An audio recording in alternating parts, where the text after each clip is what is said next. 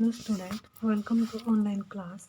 Today we will start your chapter number 7 of history, Ashoka the emperor who gave up war.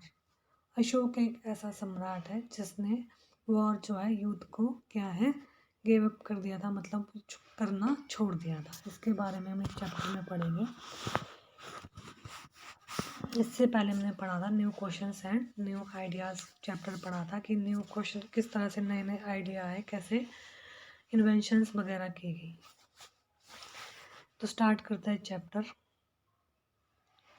Roshan rupees, रोशन के रुपए हैं। रोशन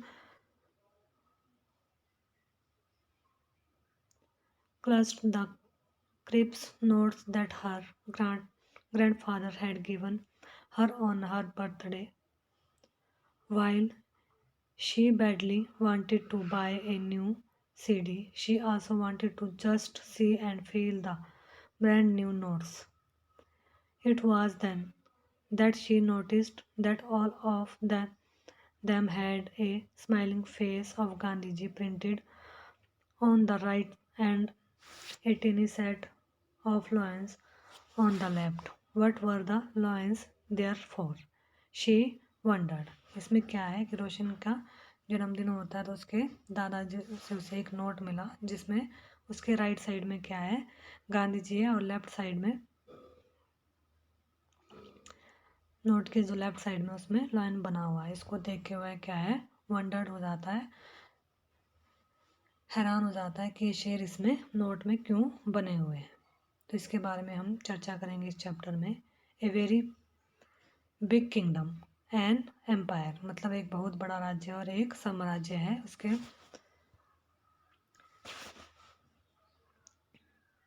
the lines that we see on our notes and coins have a long history.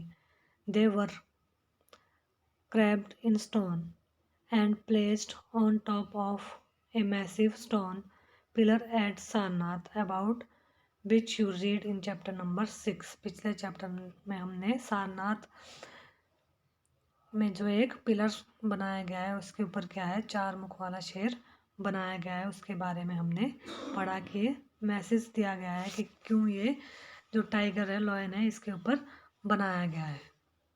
इसकी history बहुत ज़्यादा लंबी चौड़ी history है। Ashoka was one of the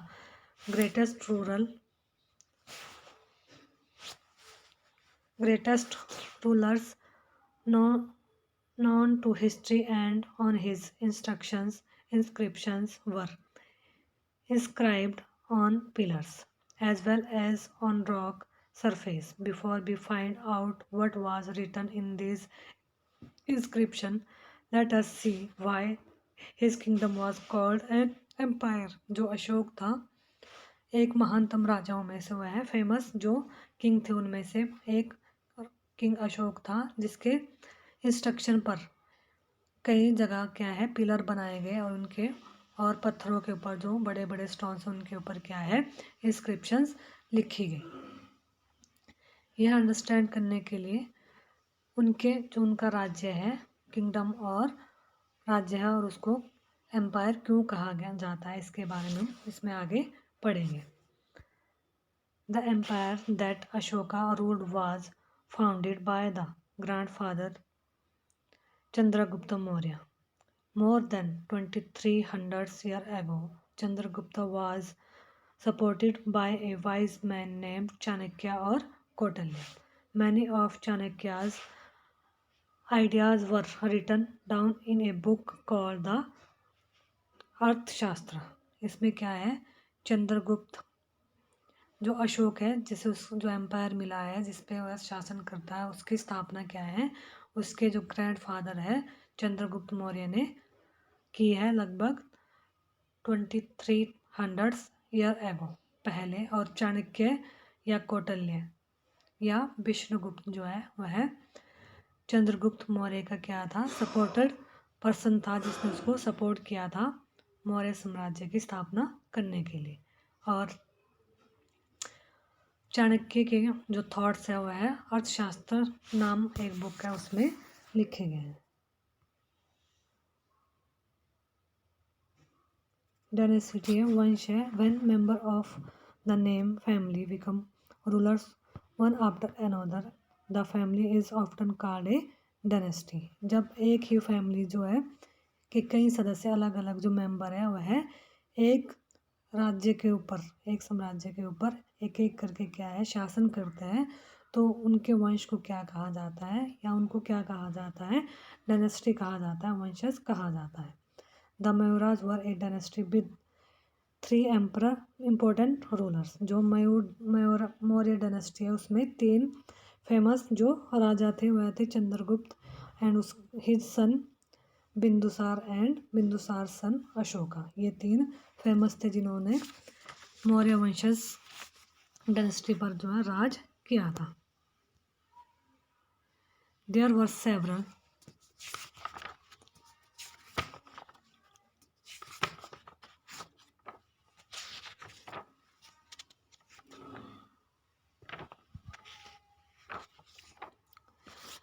There were several cities in the empire marked with black dots on the map. These include the capital Patliputra, Takshila, and Ujjain.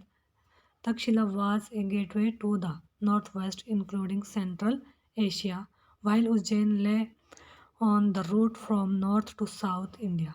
Merchants, official, and craft person probably lived in these cities. इसमें क्या था, जो इस emperor था ये साम्राज्य, बहुत से नगर इसके अंदर आते थे। जैसे कि इसमें ये मैप बना हुआ जिसमें रेड डॉट्स है, यह सारा क्या था, ये वाले जितने भी रेड डॉट है यह सारे जो राज्य है वह मौर्य एम्परर्स के अकॉर्डिंग आते हैं।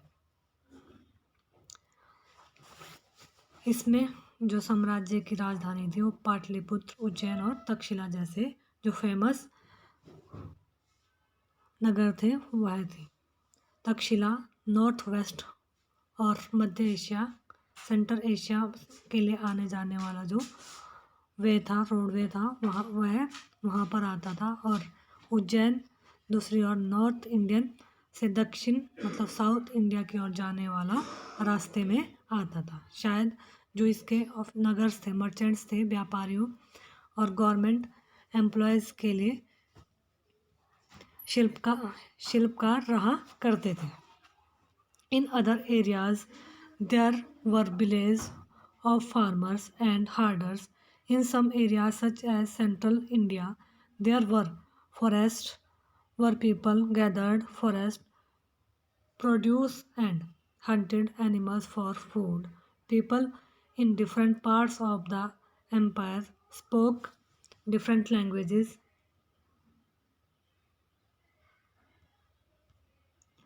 They probably ate different kind of food and wore different kinds of clothes as well. इसमें क्या था, जो एम्परर था ये एम्परर बहुत बड़े एरिया में क्या है किसान जो पीजेंट्स है और हंटर्स है, गैदरर्स है के गांव बसे हुए थे। और सेंट्रल इंडिया जैसे जो एरिया में ज़्यादातर इसका जो पार्ट जंगलों से भरा हुआ था, वहाँ लोग क्या है फ्लावर्स, फ्रूट और का क्या है संग्रहण और जानवरों का हंटिंग करते थे, अपनी जो लाइफ को सरवाइव करते थे। और साम्राज्य के अलग अलग एरिया में लोगों की जो अलग अलग लैंग्वेज थी उसको यूज़ करते थे। वह लोग शायद अलग अलग तरह के टाइप्स के जो उनका फूड होता था करते थे ये, और यहाँ तक कि अलग अलग टाइप्स के जो इनके क्लोथ्स होते थे, ड्रेसेस होती थी, वो भी अलग अलग होती थी। How are empire different from kingdom, मतलब राज्य साम्राज्य से किस तरह से अलग होता है। Emperor need more resources than kings because emperors are larger than kingdom and need to be protected by big armies. चूँकि साम्राज्य राज्य से बड़े होते हैं, साम्राज्य जो है एम्परर वो किंगडम से बड़ा होता है और उनकी जो प्रोटेक्शन के लिए बड़ी आर्मीज़ की ज़रूरत होती है, इसलिए सम्राटों को जो वहाँ के किंग्स हैं एम्पायर्स है उनको क्या है राजाओं की तुलना में ज़्यादा जो रिसोर्सेज की नीड होती थी। So also they need a large number of official who collect taxes. इसी के कारण वह बहुत बड़ी संख्या में जो है टैक्स को कलेक्ट करने वाले जो ऑफिशियल होते थे अधिकारियों को उनको ज़रूरत होती थी। अब रूलिंग द एम्पायर, साम्राज्य का जो प्रशासन है, रूलिंग वो किस तरह से होती है। As the empire was so large different part were ruled differently. The area around Patliputra was under the direct control of the emperor. This meant that officials were appointed to collect taxes from farmers, herders, craftspersons, and traders who lived in villages and towns in the area. Officials also punished those who dis- disobeyed the ruler's orders. Many of these officials were given salaries. Messengers went to and fro, and spies kept a watch on the officials, and of course, the emperor survived them all with the help of members of the royal family and senior ministers. इसमें क्या है कि साम्राज्य की ruling कैसे होती है। मौर्य साम्राज्य जो था, एम्परर मुगल मौर्य जो एम्परर था वो बहुत बड़ा था और अलग अलग हिस्सों में अलग अलग ढंग से वहाँ पे शासन किया जाता था। पाटलिपुत्र और उसके आसपास का जो एरिया था पर क्या था, सम्राट जो एम्परर है, एम्पायर है का सीधा कंट्रोल होता था। इसका मीनिंग यह है हुआ कि इस एरिया में जितने भी विलेजेस है, सिटीज़ है के जो पीजेंट्स है, फार्मर है, गैदरर्स है, शिल्पकार क्राफ्ट पर्सन है, ट्रेडर्स को से क्या किया था, टैक्स वसूल करने के लिए राजा ऑफिशियल वर्कर की नियुक्ति करता था। जो राजा के ऑर्डर का क्या है यदि वह जो राजा का उल्लंघन करते थे, जो अधिकारी उनको क्या है पनिश्ड भी कर सकते थे। इनमें से कई जो अधिकारी थे, ऑफिशियल्स वर्कर थे, उनको सैलरीज दी जाती थी और जो मैसेंजर एक जगह से दूसरी जगह घूमते रहते थे और राजा के जो जासूस होते थे, डिटेक्टिव होते थे, वह अधिकारियों के कार्यकलाप पर जो ऑफिशियल वर्कर है उनकी जो एक्टिविटीज़ है उसके ऊपर क्या है निगरानी करवाई जाती थी। और इन सब के ऊपर जो एम्परर है, किंग है, जो राज परिवार एवं वरिष्ठ जो मंत्री है की सहायता से सब पर कंट्रोल रखता है। There were other areas or provinces. Each of these was ruled from a provincial capital such as Takshila or Ujjain. Although there was some amount of control from Patliputra, and royal princes were often sent as governors, local customs and rules were probably followed. इसमें क्या था, मौर्य साम्राज्य के control में कई छोटे छोटे area या प्रोविंसेस थे और इन पर तक्षशिला या उज्जैन जैसे जो प्रोविंशियल कैपिटल्स ने क्या है से क्या किया जाता था, रूलिंग की जाती थी, शासन किया जाता था। और कुछ हद तक पाटलिपुत्र से इन एरिया पर कंट्रोल रखा जाता था और अक्सर जो प्रिंसेस होते थे, जो प्रिंस होते थे, राजकुमारों को वहाँ का क्या है गवर्नर बना कर भेजा जाता था। लेकिन ऐसा लगता है कि इन जगहों का पर क्या है जो लोकल ट्रेडिशनल और नियम थे उनको ही माना जाता है। Beside there were vast area between these centres here the Mauryas tried to control roads and rivers, which were important for transport, and to collect whatever resources were available as tax and tribute. For example, the Arthashastra tells us that the northwest was important for blankets and South India for its gold and precious stone. It is possible that these resources were collected as tribute. इसमें क्या था, प्रादेशिक besides जो vast area होते थे, centres केंद्रों के बीच जो विस्तृत एरिया थे, इन इलाकों में जो मौर्य शासक सिर्फ क्या है जो उनके रोड्स और रिवर के ऊपर कंट्रोल करना कि क्या ट्राई करते रहते थे और आवागमन के लिए इम्पोर्टेंट थे। यहाँ से उन्हें जो भी रिसोर्सेज टैक्स और ट्रिब्यूट्स के रूप में, भेंट के रूप में मिलते थे, उसे कलेक्ट किया जाता था। और फॉर एग्जांपल के लिए अर्थशास्त्र में यह लिखा है कि नॉर्थ वेस्ट में क्या है, कंबल, नॉर्थ वेस्ट कंबल के लिए और ब्लैंकेट के लिए, और साउथ इंडियन जो है गोल्ड और जो प्रीशियस स्टोन है, कीमती जो पत्थर के लिए फेमस था। और संभव है कि रिसोर्स नजराने के रूप में भी इकट्ठे किए जाते थे। अब एट्रीब्यूट्स मतलब नजराना क्या होता है। Unlike tax which were collected on a regular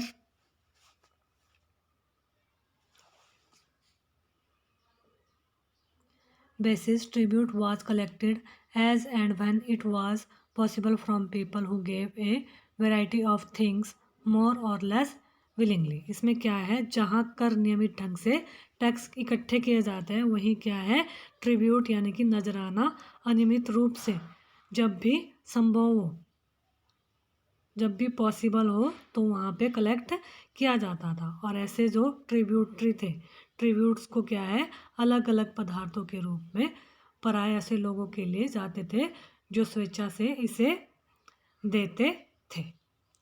there were also the forested regions, people living in this area were more or less independent but may have been expected to provide elephants, timber, honey and wax to Mauryan officials। और क्या है, अंत में last में क्या है, जो जंगल वाले एरियाज आते थे वहाँ रहने वाले जो लोग हैं काफ़ी हद तक इंडिपेंडेंट होते थे और उनसे भी उनसे क्या है, एक्सपेक्ट किया जाता था, उम्मीद की जाती थी कि वह मौर्य जो ऑफिशियल्स है, पदाधिकारियों को हाथी, लकड़ी, एलिफेंट्स वगैरह, वैक्स, मोम, मधु वैक्स मतलब दवाइयाँ, इस ऐसे चीज़ें लाकर उन्हें दे। अब है the emperor and the capital city. Megasthenes was an ambassador who was sent to the court of Chandragupta by the Greek ruler of West Asia named Seleucus Nicator। Megasthenes wrote an account about what he saw।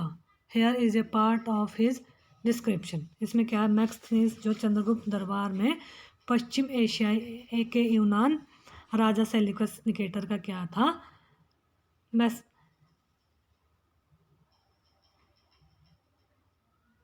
Ambassador था, मतलब कि राजदूत था। और मैग्सनीज ने जो कुछ देखा उसका विवरण उसने डिस्क्रिप्शन दी है। जैसे उस मैग्सनीज ने कहा है, the occasion on which the emperor appears in public area are celebrate with grand royal procession he is carried in a golden palki। His guards ride elephants decorated with gold and silver। Some of the guards carry trees on which live birds, including a flock of trained parrots circle about the head of the emperor। The king is normally surrounded by armed women। He is afraid that someone may try to kill him। He has special servants to taste the food before he eats। He never sleep in the same bedroom for 2 nights। यहाँ क्या है, सम्राट का जनता के सामने आने के जो अवसर होते हैं पर शोभा यात्रा के रूप में जश्न मनाया जाता है। उन्हें एक सोने की पालकी में ले जाया जाता है। उनके अंगरक्षक सोने और चांदी से क्या है, अलंकृत होते हैं। और जो उनके बॉडीगार्ड्स होते हैं पेड़ों को लेकर चलते हैं। इन पेड़ों पर क्या है, प्रशिक्षित तोतों का एक झुंड होता है। तोते जो होते हैं उनका झुंड होता है जो सम्राट के सिर के चारों ओर चक्कर लगाता रहता है। और जो सम्राट है वह 2 रातों तक एक जगह पर नहीं सोते। ठीक है। अब and about Pataliputra modern Patna he road. अब पाटलिपुत्र जो आधुनिक पटना के बारे में क्या लिखा है, this is a large and beautiful city. It is surrounded by a massive wall. यह एक क्या है, विशाल और बहुत ब्यूटीफुल जगह है, नगर है। यह एक क्या है, प्राचीर से घिरा है, जिसमें 570 बुर्ज और 64 द्वार। इसमें क्या है, it has 550 towers and 64 gates लगे हुए हैं। The houses of 2 and 3 storeys, जो यहाँ पे घर बने हुए हैं वो 2 और 3 मंजिल के बने हुए हैं। Are built of wood and mud bricks, यह क्या है, लकड़ी और कच्ची ईंटों से बने हुए यहाँ पर मकान है। The Kings place is also of wood and decorate with stone carvings. It is surrounded with gardens and enclosure for keeping birds। और इसमें क्या है, जो राजा के महल क्या है, लकड़ी से बना है तथा पत्थर की इसमें क्या की गई है, कारीगरी से इसको सजाया गया है। यह चारों तरफ से, इसके चारों तरफ क्या है, जो गार्डन्स बनाए गए हैं और चिड़ियाओं के लिए, जो पक्षी, उनके लिए भी बने बसेरों से यह घिरा हुआ है।